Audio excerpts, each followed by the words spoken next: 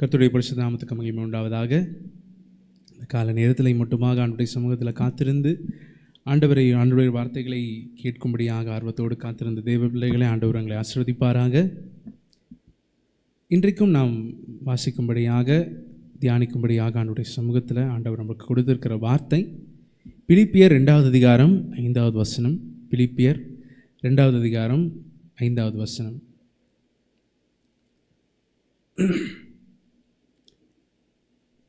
கிறிஸ்து இயேசுவில் இருந்த சிந்தையே உங்களிலும் இருக்க கடவது. கிறிஸ்து இயேசுவில் இருந்த சிந்தையே உங்களிலும் இருக்க கடவது. இந்த வார்த்தையை ஆண்டவர் இன்றைக்கு நாம் தியானிக்கும்படியாக ஆண்டவர் நம்மளுக்கு கொடுத்திருக்கிறார். கிறிஸ்து இயேசுவில் இருந்த சிந்தையே உங்களிலும் இருக்க கடவது என்கிற இந்த வார்த்தை. அப்போது நம்முடைய ஆண்டவராக இயேசு கிறிஸ்து இந்த பூமியில் இருக்கும்போது, அவர் ஊழியங்களை செய்து கொண்டிருக்கும் போது அவருடைய இருதயத்தில் இருந்த சிந்தனைகள் என்ன, அவருடைய மற்ற ஜனங்களை பார்க்கும்போது அல்லது அவருடைய ஊழிய பாதையில் ஆண்டவர் கடந்து போகும்போது அவருடைய மனதில் இருந்த சிந்தனைகள் என்ன அப்படின்றத நம்ம ஒன்றொன்றாய் நம்ம பார்க்கும்போது, மற்ற ஜனங்களுக்கு அவர் வேதத்தில் பார்க்கிறோம் நன்மை செய்கிறவராய் அவர் சுற்றி திரிந்தார் என்பதை நம்ம பார்க்கிறோம். 2வது காரியம், மற்ற ஜனங்களுடைய துன்பத்தில் அவர் பங்கெடுக்கிறவராய் அந்த துன்பத்தை அவர் he considered the sorrow of others, மற்ற ஜனங்களுடைய அந்த துயரத்தை அங்கீகரிக்கிறவராய் அவர் இருந்தார். திரளான ஜனங்களை பார்க்கும்போது மனதுருகுகிற தேவனாய் இருந்தார். மத்தேயு 9வது அதிகாரம் 36வது வசனத்தில் பார்க்கும்போது, திரளான ஜனங்களை பார்க்கும்போது அவர்கள் மெய்ப்பெண் இல்லாத ஆடுகளைப் போல அவர்கள் இருக்கிறதை பார்த்து ஆண்டவர் மனதுருகி அவர் நின்றார் என்று சொல்லி நம்ம பார்க்கிறோம். 4வது காரியம், பாவத்திற்கு எதிராக ஆண்டவர் நின்றார் என்றதை நம்ம பார்க்க முடியும். எப்படி ஒரு தேவ ஆலயத்தில் அது கலர் குகையாக இருக்கும்போது அதற்கு எதிராக ஆண்டவருடைய காரியம் எப்படி இருந்துச்சு அப்படின்றத நம்மளால் பார்க்க முடியும். ஒரு பாவமான காரியம் அவர் ஆண்டவருக்கு முன்பாக நடக்கும்போது அதற்கு எதிராக நிற்கிறார் என்றதை நம்ம பார்க்க முடியும்.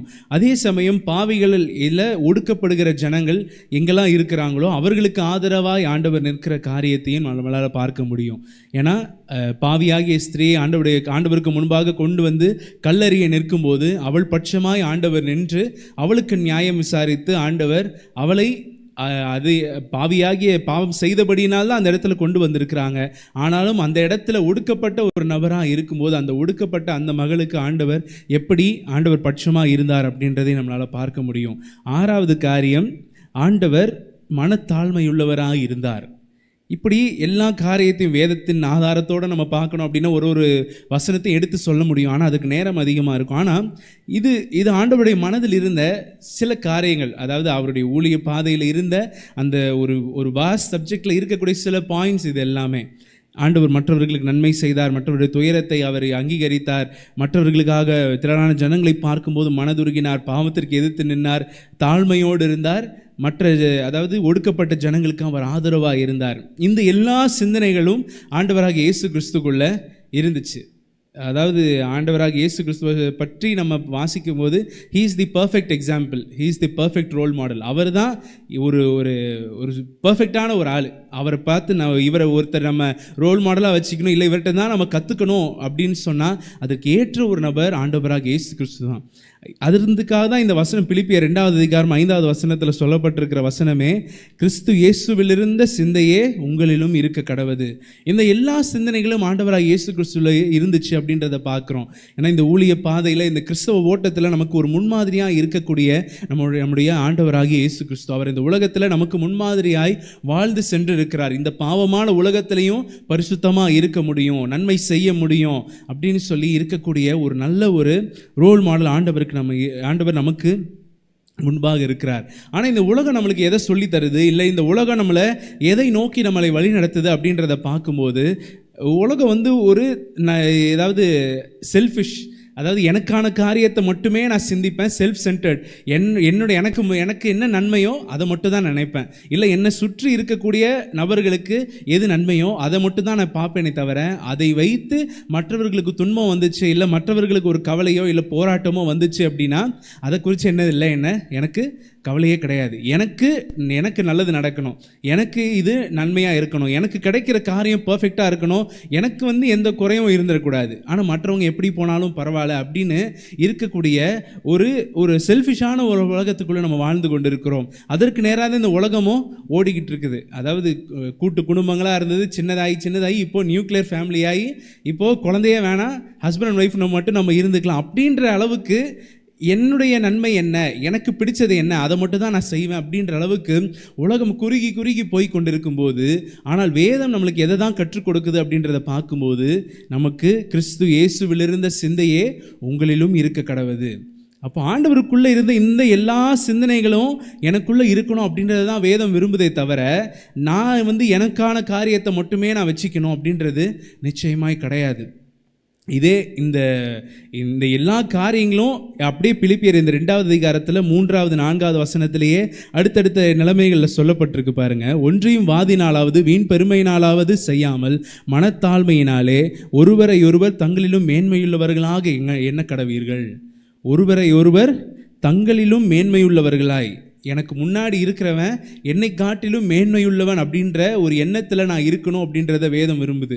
ஆனால் நம்ம என்ன தான் நினைப்போம், இந்த ஒரு ரூம் ஃபுல்லாக ஆட்கள் இருக்கிறாங்க அப்படின்னு சொன்னால் இவங்க எல்லார காட்டிலும் நான் தான் முக்கியமானவன், நான் தான் ஸ்பெஷல், என்ன தான் எனக்கு ஒரு முன்னுரிமை, ஒரு முதன்மையான ஒரு ஸ்தானத்தை எல்லாம் கொடுக்கணும் அப்படின்றது தான் ஒரு உலக பிரகாரமான ஒரு மனிதன் விரும்புவான். ஆனால் வேதம் என்ன சொல்லுது, ஒருவரிலும் ஒருவர் மேன்மையுள்ளவர்களாக எண்ணுங்கள். உண்ணாக இருக்கிற ஒரு நபரை நம்ம மனத்தாழ்மை உள்ளவர்களாய் அவர்களை மேன்மையுள்ளவர்களாக எண்ண வேண்டும். ஆனால் உலகம் அப்படி கிடையாது, உலகம் அப்படி விரும்புகிறதும் கிடையாது. ஆனால் ஆண்டவர் எப்பயுமே அப்படி இருந்ததை நம்ம பார்க்குறோம். மற்றவர்களை முக்கியத்துவப்படுத்துகிறவராக ஆண்டவர் இருந்திருக்கிறார். ஆண்டவர் இந்த பூமியில் இருக்கும்போதே தம்முடைய சீஷர்களை அவர் எப்படி மற்ற ஜனங்களுக்கு முன்பாக அவர் தற்காத்து அவர்களுடைய மேன்மையான காரியங்களை ஆண்டவர் விரும்பினார் அப்படின்றதை நம்ம பார்க்குறோம். அப்போது மற்றவர்களை நம்மிலும் மேன்மையானவர்களாய் நம்ம எண்ண வேண்டும். 4வது வசனத்தை பார்க்கும்போது, அவனவன் தனக்கானவைகளை அல்ல பிறனுக்கானவைகளை நோக்குவானாக. அப்போது நம்ம செல்ஃபிஷாகவும் இருக்க முடியாது, செல்ஃப் சென்டர்டாகவும் நம்ம இருக்க முடியாது. அவனவன் தனக்கானவைகளை அல்ல பிறனுக்கானவைகளையும், அதாவது அதுதான் இந்த வார்த்தையில் ரொம்ப முக்கியமானது. அதாவது தனக்கானவைகளை அல்ல பிறனுக்கானவைகளை மட்டும் அப்படின்றது இல்லை, பிறனுக்கானவைகளையும், அதாவது இன்க்ளூடிங் மற்றவங்களை, அதாவது எனக்கு ஒன்று நடந்தால் மட்டும் போதும் அப்படின்றது கிடையாது. இதை நான் செய்யும்போது இது மற்றவங்களுக்கு ஒரு பாதிப்பை ஏற்படுத்துமா அப்படின்றதையும் நான் அடிஷ்னலாக யோசிக்கணும். அதாவது சில நேரம் இப்படி ஒரு டீச்சிங்குள்ளே இப்படி ஒரு டாக்டரின்குள்ளே போகும்போது, அப்போது நான் மற்றவங்களையே நான் பார்த்துக்கிட்டு இருந்தால் மற்றவங்களுக்கு தான் நன்மை செய்யணும்னு போனால் எனக்கு யார் தான் நன்மை செய்வா, இல்லை எனக்கான காரியத்தை யார் தான் செய்வா அப்படின்ற கேள்வி எல்லாருக்குள்ளேயும் வரும். இல்லை நாங்கள் கடைசி வரைக்கும் ஏமாளியாகவே இருக்கணுமா அப்படின்னு. அப்படி கிடையாது. தனக்கானவைகளை அல்ல பிறனுக்கானவைகளையும், இன்க்ளூடிங் மற்றவர்களுக்கான காரியத்தையும், but also for the interest of others. அது ஆங்கிலத்தில் கொடுக்கப்பட்டிருக்கு. But also for the interest of others. மற்றவர்களுக்கான காரியங்களையும் நம்ம யோசித்து நம்ம செய்யும்போது தான், ஏன்னா இந்த சிந்தனைகள் ஆண்டவராக இயேசு கிறிஸ்து இந்த பூமியில் இருக்கும்போது ஆண்டவருக்குள்ளே இருந்துச்சு.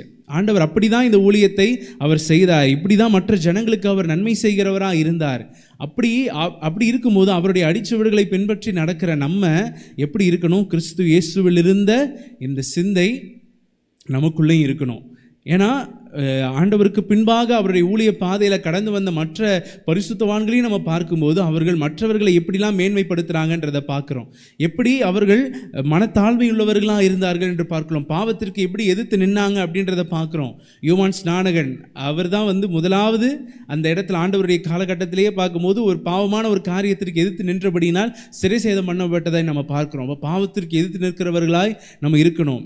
இந்த முதலாவது சொல்லப்பட்ட இந்த எல்லா சிந்தனைகளும் ஆண்டவராக இயேசு கிறிஸ்துவுக்குள்ளே இருந்துச்சு. அது ஒன்றொன்று போல நம்மளும் இருக்கணும். ஆனால் இப்போ நம்ம அப்படி இருக்க முடியுமா? இல்லை இந்த காலகட்டத்தில் நான் அப்படி இருந்தேன்னு சொன்னால் என்னை நீ ரொம்ப பழைய ஆள் அப்படின்னு எல்லாம் என்னை சொல்லி என்னை ஒதுக்கி வச்சுருவாங்களே. இல்லை இந்த பைபிளே பழசு, இது யாரோ ஏதோ எத்தனையோ வருஷங்களுக்கு முன்பாடி எழுதினாங்க, அது போய் இப்போ இருக்கிற சூழ்நிலைகளுக்கு அது அப்பியாசப்படுமா, அதை இப்போ யூஸ் பண்ண முடியுமா அப்படின்னா வேதத்திற்கு ஒரு எக்ஸ்பைரி டேட்டே கிடையாது. வேதம், ஆண்டவருடைய வார்த்தை நேற்றும் என்றும் என்றும் மாறாதது. அது நிலையான வார்த்தை. வானமும் பூமியும் ஒழிந்து போனாலும், மலைகளும் பர்வதங்களும் விலகி போனாலும், ஆண்டவருடைய வார்த்தையோ அந்த வார்த்தையில் இருக்கிற ஒரு பாகிலும் அது நிச்சயமாக ஒழிந்து போவதே இல்லை. ஆண்டவருடைய வார்த்தையை நம்ம எப்போ வேணால் நம்ம தியானிக்கும் போது, நம்ம ஒரு குழப்பமான ஒரு சூழ்நிலையில் இருக்கும்போது, இல்லை நம்ம சோர்ந்து போயிருக்கும்போது, இல்லை எனக்கு இதில் ஒரு பதில் வேணும் அப்படின்னு நம்ம நினைக்கும் போது, இல்லை நம்ம ஒரு திகிலோடு ஒரு பயத்தோடு இருக்கக்கூடிய சூழ்நிலையில், அந்த ஒரு நிலைமையில் நம்ம வேதத்தை எடுத்து நம்ம வாசிச்சோம்னா கூட, ஏதோ ஒரு பகுதியில் நம்ம இந்த நேரத்தில் நம்ம சங்கீதம் வாசிக்கணும், இல்லை இந்த நேரத்தில் நீதிமொழிகள் வாசிங்க அப்படின்னு சில பேர் சொல்லுவாங்க. ஆனால் அப்படி கிடையாது. நீங்கள் எந்த இடத்த வாசித்தாலும் சரி, அந்த இடத்துல ஆண்டவருடைய ஆலோசனை அற்புதமாக அந்த இடத்துல உங்களுக்கு நேராக வருகிற காரியத்தை நம்மளால் பார்க்க முடியும். ஆண்டவருடைய வார்த்தை, பேசுகிற வார்த்தை, ஜீவனுள்ள வார்த்தை, அது எப்பொழுதுமே ஒளிந்து போகிற ஒரு காரியம் அல்ல. அதனால் ஆண்டவருடைய வார்த்தை ஒன்று சொல்லுது அப்படின்னா, அதை என்னுடைய வாழ்க்கையில் எப்படி நான் அபியாசப்படுத்துறது அப்படின்றதான் நான் பார்க்கணுமே தவிர, இல்லை இது செட் ஆகாது, இல்லை இந்த காரியத்தை இன்னும் கொஞ்சம் இப்படி நான் மாடிஃபை பண்ணிட்டேன்னா இது சூட்டபுளாக இருக்கும் அப்படின்றது கிடையாது. ஆண்டவருடைய வார்த்தை இன்றைக்கு நமக்கு நேராக என்னதான் வருது? கிறிஸ்து இயேசுவில் இருந்த சிந்தையே உங்களிலும் இருக்க கடவுது. அப்போ ஆண்டவர் எப்படிலாம் தன்னுடைய அந்த ஊழிய வாழ்க்கையில் இருந்திருக்கிறார், அவர் எப்படிப்பட்ட சிந்தனைகள் எல்லாம் அவருக்குள்ளே இருந்திருக்கு, எப்படி அந்த திரளான ஜனங்களை பார்க்கும்போது ஆண்டவருக்குள்ள அப்படி ஒரு மனதுருக்கம். ஏன்னா அந்த காலகட்டத்தில் அப்படிப்பட்ட ஒரு நிலைமை இருக்கும்போது ஆண்டவர் எப்படி அந்த ஜனங்களை பார்க்கும்போது மனதுருக்கம் உள்ளவராய், எனக்கு பின்னாடி ஒரு இவ்வளோ கூட்டம் வந்திருக்கு அப்படின்றது ஆண்டவருக்கு சந்தோஷம் கிடையாது. இப்படி இருக்கிற ஜனங்கள் ஆண்டவருடைய வார்த்தைக்காக ஏங்கி வந்திருக்கிறாங்களே, ஜீவ ஆகாரம் இல்லாதபடிக்கு அவங்க இத்தனை வருஷம் இத்தனை காலங்களும் அவர்கள் வீணான காரியங்களை பின்பற்றி வீணான காரியங்களே நம்பி இருக்கிறாங்களே, இந்த ஜனங்களுக்கு நான் மறிக்கணும், மறித்து அவர்களுக்கு ஒரு நித்திய ஜீவனை நான் கொடுக்கணுமே அப்படின்ற அந்த ஒரு பாரம் ஆண்டவருக்கு எப்படி வந்துச்சு? அதுதான் அப்பேற்பட்ட அந்த ஒரு சிந்தை நமக்கு வருதா? நம்ம ஊழியம் செய்யும்போது, ஊழியம் செய்கிறவர்கள் ஒருவேளை இதை பார்த்துட்டு இருந்தீங்கன்னா, மற்ற ஜனங்களை, திரளான ஜனங்களை பார்க்கும்போது நம்முடைய இருதயம் எப்படி இருக்குது? என் பின்னாடி இவ்வளோ க்ரௌட் இருக்குது, இல்லை நான் நடத்த போகிற ஒரு ஆராதனைக்கோ இல்லை ஒரு ஒரு ஒரு செய்தியை நான் கொடுக்க போகிறேன்னா அதை கேட்கறதுக்கு இவ்வளோ பேர் இருக்காங்களேன்றது எனக்கு முக்கியமான காரியமாக இருக்கா? இல்லை இவ்வளவு திறனான ஜனங்களுக்கு முன்பாக ஆண்டவரை நிறுத்தி இருக்கிறாரே, இவர்களுக்கு பிரயோஜனமுள்ள ஒரு ஊழியக்காரனாக நான் இருக்கணுமே அப்படின்ற அந்த தாகம் நமக்கு இருக்கா? என் மூலமாக ஆண்டவர் இந்த ஜனங்களோடு ஏதாவது ஒரு வார்த்தையாகிலும் பேசணுமே என்ற அந்த ஒரு தாகம் என்னுடைய இருதயத்தில் இருக்கா? இப்படியாக எல்லா காரியத்தோடையும், இது ஊழியம் செய்கிறவர்களுக்கு மட்டும் கிடையாது, மற்றவர்கள் மேலே நம்ம சிறுமைப்பட்டவர்கள் மேலே நம்ம சிந்தையுள்ளவர்களாக இருக்கணும். வேதத்தில் அநேக காரியங்கள் இருக்குது. நமக்கான காரியங்களை மட்டுமல்ல, பிறனுக்கான காரியங்களையும் நம்ம நோக்கணும் அப்படின்னு சொன்னால், நீங்கள் வேலை ஸ்தலங்கள்லையோ இல்லை படிக்கிற இடத்துலையோ சின்ன சின்ன காரியங்களாக இருக்கலாம், மற்ற ஜனங்கள் மேலே நம்ம சிந்தையுள்ளவர்களாக இருப்பதற்கு. அப்போது இல்லை இது எனக்கு மட்டும்தான் இது வேணும், நான் இந்த இடத்துலேருந்து தப்பிச்சிட்டேன்னா பரவாயில்ல அப்படின்றத காரியத்தை மட்டுமே நான் யோசிச்சுட்டு இருக்காதபடிக்கு, ஒருவேளை நல்லா படிக்கிற பிள்ளைகள் இருந்தீங்கன்னு சொன்னால், மற்ற ஒருவேளை படிக்க முடியாமல் இல்லை அதற்கான சூழ்நிலைகள் இல்லாமல் ஞானத்தில் குறைவுள்ளவர்களாக இருக்கிற பிள்ளைகள் இருந்தாங்கன்னா அவங்களுக்கு நீங்கள் அவர்கள் மேலே சிந்தை உள்ளவர்களை அவர்களுக்கு சொல்லிக் கொடுங்க. அந்த பிள்ளைகளை இன்னும் அவர்களுடைய வாழ்க்கையில் முன்னேற்றக்கூடிய காரியங்கள் என்னவோ அதை நீங்கள் செய்யும்படியாக நீங்கள் பிரயாசப்படணும். எந்த காரியங்களாக இருந்தாலும் சரி, ஆண்டவர் எப்படி இருந்தார், ஆண்டவர் எப்படி இந்த பூமியில் மற்றவர்களுக்கு அவர் ஒரு நல்ல அனுசரணையான ஒரு நபராய் இருந்தார், மற்ற ஜனங்களுடைய துயரத்தை அங்கீகரிக்கிறவராய். சில பேருக்கு எனக்கு ஒரு பிரச்சனை வந்துச்சுன்னா அதை ஒரு பெரிய காரியமாக்கி, அதை சின்ன பிரச்சனையாக இருந்தாலும் பெருசாக்குறது. ஆனால் மற்றவர்கள் ஒரு பெரிய காரியத்தை கொண்டு வந்தாலும், ஆமாம்மா எனக்கும் இப்படிலாம் நடந்துச்சு அப்படின்னு சொல்லி அதை கடந்து போகிறவர்களாய். அப்படி கிடையாது. ஒன்று உங்களால் அவர்களுக்கு உதவி செய்ய முடியும் அப்படின்னு சொன்னால் அந்த உதவியை செய்யுங்க. உன்னிடத்தில் பொருள் இருக்க உன் அயலானுக்கு நீ இன்றைக்கு போய் நீ நாளைக்கு வா அப்படின்னு நீ சொல்லக்கூடாது அப்படின்றத ஆண்டவர் சொல்லியிருக்கிறார். உன்னிடத்தில் பொருள் இருக்க நீ நன்மை செய்யத்தக்கவர்களுக்கு செய்யாமல் இராதே, அதுதான் ஆண்டவருடைய வாக்குத்தத்தம். ஆனால் நம்ம அப்படி நம்ம உதவி செய்ய முடியும்னா உதவி இல்லை, என்னால் எமோஷனல் சப்போர்ட் தான் கொடுக்க முடியும் அப்படின்னா அதையாகிலும் அவர்களுக்கு முழுமையாக கொடுக்கணும். அவர்களுடைய துயரத்தில் அவர்களுக்கு துணையாய் நின்று, சில நேரத்தில் நம்மளுக்கு அந்த துணை சரி கவலைப்படாதீங்க அப்படின்னு சொல்லி ஆண்டவருடைய வார்த்தை ஒரு 2 வசனத்தை அவர்களுக்கு கொடுக்கும்போது, நீங்கள் உதவி செய்ய காரியத்தை காட்டிலும் அது அவர்களுக்கு இன்னும் ஒரு உற்சாகத்தை கொடுக்கக்கூடியதாக இருக்கும். இப்படியாக கிறிஸ்து இயேசுவில் இருந்த இந்த எல்லா சிந்தனைகளும், நீங்கள் இந்த கேட்ட எல்லா காரியங்களும் இது என்னுடைய வாழ்க்கையில் இருக்கா? இது என்னுடைய வாழ்க்கையில் இருக்கா? நான் மற்ற ஜனங்களுக்கு இந்த காரியத்தை நான் செய்கிறேனா? இல்லை நான் இன்னும் செல்ஃபிஷாகவே செல்ஃப் சென்டர்டாக என்னுடைய வாழ்க்கையில் என்னை மட்டுமே நான் முதன்மையான ஒரு காரியமாக எண்ணி எனக்கான காரியத்தை மட்டுமே நான் முக்கியம்னு நினச்சிக்கிட்டு இருக்கிறேன்னா, இல்லை மற்ற ஜனங்கள் மேலே நான் இந்த சிறுமைப்பட்ட ஜனங்கள் மேலே நான் சிந்தையாக இருக்கிறேனா? எனக்கான காரியத்தை மட்டுமே நான் நோக்கிட்டு இருக்கிறேனா? இல்லை பிறனுக்கானவைகளையும் நான் நோக்கி கொண்டு இருக்கிறேனா? இல்லை ஒன்றையும் வாதினாலாவது வீண் பெருமையினாலாவது செய்யாமல் மனத்தாழ்மையினால், அந்த மனத்தாழ்மை என்னுடைய இருதயத்தில் இருக்கா? இல்லை இங்கே இருக்கிற எல்லாரை காட்டிலும் நான் தான் பெரிய ஆள், இல்லை எனக்கு தான் முதன்மையான ஒரு இடம் வேணுன்றது, அப்படிப்பட்ட ஒரு உயர்ந்த சிந்தனைகள் எனக்குள்ளே இருக்கா? தாழ்மையுள்ளவர்களாய், மனத்தாழ்மையினாலே ஒருவரில் ஒருவர் தங்களிலும் மேன்மையுள்ளவர்களாய் என்ன கடவீர்கள். இப்படி எல்லா காரியங்கள் ஆண்டவர் இன்றைக்கு நம்மளுக்கு கொடுத்திருக்கிறார். இந்த காரியங்கள் என்னுடைய இருதயத்தில் இருக்கா? இன்றைக்கு நாம் நிதானித்து பார்க்க வேண்டியது மிக முக்கியம். நம்மை நாமே நிதானித்து அறிந்தால் நாம் நியாயம் தீர்க்கப்படும் என்று வேதம் சொல்லுகிறது. இந்த எல்லா காரியங்களும் என்னுடைய இருதயத்தில் இருக்கா? ஒருவேளை இல்லை என்னுடைய இந்த ஆண்டவருக்குள்ளே இருக்கிற இந்த சிந்தனையில் சில காரியங்கள் என்னுடைய வாழ்க்கையில் மாறி இருக்கு அப்படின்னு சொன்னால், அந்த காரியங்களும் என்னுடைய வாழ்க்கையில் வேண்டும் என்று சொல்லி நம்ம ஆண்டவருடைய சமூகத்தில் நம்ம கேட்போம். நிச்சயமாய் ஆண்டவர் அவருடைய சிந்தை எப்படி இருந்துச்சோ, ஆண்டவர் கிறிஸ்து இயேசுவிலிருந்து அந்த சிந்தை எப்படி இருந்துச்சோ அவரை போல நாமும் மாற ஆண்டவர் நிச்சயம் நமக்கு கிருபை செய்வார். நம்ம கண்களை மூடி நம்ம ஜெபிக்கலாம். ஸ்தோத்திரிக்கிறோம் ஆண்டவரை, துதிக்கிறோம் அப்பா. எங்களை அதிகமாக நேசிக்கலாம் பரலோக பிதாவே. இந்த கால நேரத்தில் ஆண்டவரே உம்முடைய வார்த்தைகளை எங்களை தியானிக்கும்படியாக, உம்மை துதிக்க, உம்மை ஆராதிக்க நீர் எங்களுக்கு தந்த உமது கிருபைகளுக்காக நாங்கள் நன்றி செலுத்துகிறோம் ஆண்டவரே. கிறிஸ்து இயேசுவில் இருந்த சிந்தையை உங்களிலும் இருக்க கடவுது என்று சொல்லப்பட்ட அந்த வசனத்தை இன்றைக்கு எங்களுக்கு கொடுத்திருக்கிறீங்க ஆண்டவரே. உம்முடைய இருதயத்தில் இருந்த சிந்தனைகள் என்ன ஆண்டவரே? நீர் இந்த பூமியில் இருக்கும்போது ஆண்டவரே, உலக ஜனங்களுக்கு முன்னாடி ஆண்டவரை நீர் வாழ்ந்து காட்டும் போது உம்முடைய இருதயத்தில் இருந்த சிந்தனைகள் என்னவென்று நாங்கள் தியானித்தோமே. அந்த சிந்தனைகள் எங்களுக்குள்ள இருக்கான்னு சொல்லி இந்த காலை நேரத்தில் ஒரு விசையாக எங்களை நாங்களே நிதானித்து பார்க்கிறோம் ஆண்டவரே. ஹல்லேலூயா, ஹல்லேலூயா. ஸ்தோத்திரம், ஸ்தோத்திரம், ஸ்தோத்திரம் அப்பா. நீர் சாந்தமும் மனத்தாழ்மையுமா இருந்தீர் ஆண்டவரே. திரளான ஜனங்களை பார்க்கும்போது மனதுருகி ஆண்டவரே அப்பா ஸ்தோத்திரம், உமக்கான காரியத்தை அல்ல, பிறருக்கு நன்மை செய்யக்கூடிய காரியத்தை நோக்கி பார்த்தீர். பாவத்திற்கு எதிர்த்து நின்று ஆண்டவரை சிறுமைப்பட்டவர்கள் மேல் சிந்தை உள்ளவராக இருந்தீர் ஆண்டவரே. ஸ்தோத்திரம், அநேக காரியத்தில் ஆண்டவரை நீர் எங்களுக்கு ஒரு முன்மாதிரியாக இருந்திருக்கிறீங்க ஆண்டவரே. ஹல்லேலூயா, ஸ்தோத்திரம். அப்படிப்பட்ட ஆண்டவரை உம்மை பின்பற்றுகிற எங்களுடைய இருதயத்தில் அதே போன்ற சிந்தனைகள் இருக்க கிருபை தாங்க ராஜா. ஆண்டவரே ஸ்தோத்திரம், ஒரு ஒப்பு கொடுத்தலோடு இந்த காலை நேரத்தில் கேட்கலாமா ஆண்டவரே அப்பா ஸ்தோத்திரம். உம்முடைய சிந்தை ஆண்டவரே எப்படி இருந்துச்சோ அதே போல எங்களுடைய சிந்தையை மாற்றுங்க ராஜா. ஆண்டவரே ஸ்தோத்திரம், இந்த ஆண்டவரே ஸ்தோத்திரம் மாயையான இந்த உலகத்தில், பாவம் நிறைந்திருக்கிற இந்த உலகத்தில் ஆண்டவரே, அநியாயங்களும் அக்கிரமங்களும் நிறைந்திருக்கிற இந்த உலகத்தில் ஆண்டவரே நாங்கள் உம்மை போல இருக்க கிருபை தாங்க ராஜா.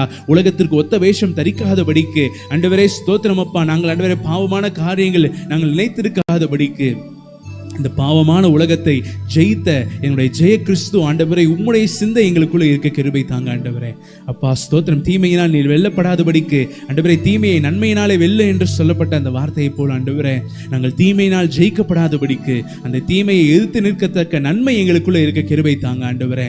அந்த தீமையை நாங்கள் ஜெயிக்க எங்களுக்கு கிருபை தரும்படியாக உடைய கரங்களை நாங்கள் ஒப்பு கொடுத்து ஜெபிக்கிறோம் அப்பா. ஆண்டவரே ஸ்தோத்திரம், இன்றைய நாளைக்கு தேவையான கிருபைகளை உம்முடைய பிள்ளைகளுக்கு தாங்க ராஜா. ஆண்டவரே மட்டுமாக உம்மை துதித்து உம்மை ஆராதிக்கும்படியாக ஆர்வத்தோடு உம்முடைய சமூகத்தில் வந்து காத்திருந்த எல்லா பிள்ளைகளையும் ஆண்டவரே நீங்க ஆசீர்வதிங்க ராஜா. எந்த நன்மைகளும் அவர்களுக்கு குறைவுபடாதபடிக்கு ஆண்டவரே ஸ்தோத்திரம், உம்முடைய கரத்தை அவர்கள் மேலே வைத்து அவர்களை ஆசீர்வதிங்க. ஏற்ற ஆலோசனைகளை கொடுங்க ஆண்டவரே. குறைவுகளை நிறைவாக மாற்றுகிற தேவன் நீர்தாமே. அவர்களை ஆசீர்வதிக்கும்படியாக உம்முடைய சமூகத்தில் ஒப்பு கொடுத்து ஜெபிக்கிறோம் அப்பா. நீங்கள் முற்றிலுமாக அவர்கள் நிரப்பி நடத்துங்க தகப்பனே. இன்றைய நாளில் அவர்கள் இருக்கிற அவர்கள் போகிற வருகிற எல்லா சூழ்நிலைகளையும் ஆண்டவரே நீதாமே அவர்களுக்கு பாதுகாப்பாக இருக்கும்படியாக உம்முடைய கரங்களில் ஒப்பு கொடுக்கிறோம் ஆண்டவரே.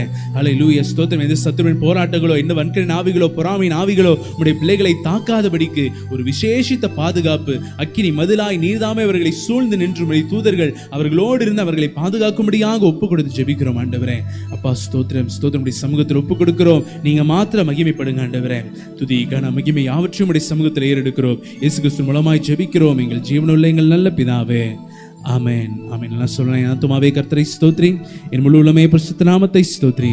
என் ஆத்துமாவே கர்த்தரை ஸ்தோத்ரி, கர்த்தர் செய்த சகல உபகாரங்களையும் மறவாதே. ஆமென், ஆமென். கர்த்தர் தாமே உங்களை ஆசீர்வதிப்பாராக. இன்றைக்கு நம்மளுக்கு 11 மணிக்கு நமக்கு சபையில் உபவாச ஜெபம் உண்டு. தொடர்ந்து இந்த சிலுவை தியான நாட்களில் நம்மளுக்கு 11 மணிலேருந்து 1 மணி வரைக்கும் நம்மளுக்கு உபவாச ஜெபங்கள் தொடர்ந்து நடந்து கொண்டு இருக்கிறது. வார நாட்கள்லையும் அதிலேயும் நீங்கள் வந்து கலந்து கொள்ள நீங்கள் பிரயாசப்படுங்கள். இன்றைக்கு மாலை 7 மணிக்கு நம்மளுக்கு சபையில் வைத்து ஆயத்த ஜெபம் உண்டு. நாளைய தினத்தில் ஓய்வு நாளை ஆசரிக்க போகிற நாம் ஆண்டவருடைய சமூகத்தில் ஒரு ஆயத்தத்தோடு, ஒரு பரிசுத்தத்தோடு, பரிசுத்த சிந்தனையோடு ஆண்டவருடைய சமூகத்தில் பிரவேசிப்பதற்கு இன்றைக்கு மாலை நடக்கிற அந்த ஆயத்த ஜெபத்தில் 7 மணிக்கு நீங்கள் வந்து கலந்து கொள்ளும்படியாக, முடிந்தவர்கள் வந்து கலந்து கொள்ளும்படியாக உங்களை அன்போடு அழைக்கிறோம். நாளைய தினத்தில் நம்மளுக்கு பரிசுத்த ஓய்வு நாள் ஆராதனை காலை 7 மணிக்கு ஆரம்பித்து நம்மளுக்கு ஆராதனை நடைபெறும். விசுவாசிகள், நம்முடைய சபை விசுவாசிகள், நீங்கள் எல்லாரும் நேரடியாக வருவதற்கு நீங்கள் பிரயாசப்படுங்கள். யாரும் எந்த ஒரு காரணத்தையும் சொல்லி இல்லை ஆன்லைனில் பார்த்துக்கிறேன் அப்படின்றதெல்லாம் ஒரு சாக்கு போக்கு கிடையாது. நிச்சயமாய் சபை அங்கத்தினர் அனைவரும் வந்து நீங்கள் நேரடியாக வந்து கலந்து கொள்ளுங்கள். தூரத்தில் இருக்கிறவர்கள், உங்களுக்கான சபைகள் இருக்குமானால் அந்த சபை ஆராதனைகள் முடித்துவிட்டு பின்பு நீங்கள் வந்து நீங்கள் ஆன்லைனில் அந்த சர்வீஸ் ரெக்கார்டடாக இருக்கும், அதை நீங்கள் வந்து பார்த்து ஆண்டவருடைய வார்த்தையை கேட்டு அந்த ஆராதனையில் பங்கு பெற்று நீங்கள் ஆண்டவரை மகிமைப்படுத்தும்படியாக உங்களை அன்போடு கேட்டுக்கொள்கிறோம். கர்த்தர் தாமே உங்களை ஆசீர்வதிப்பாராக. ஆமென்.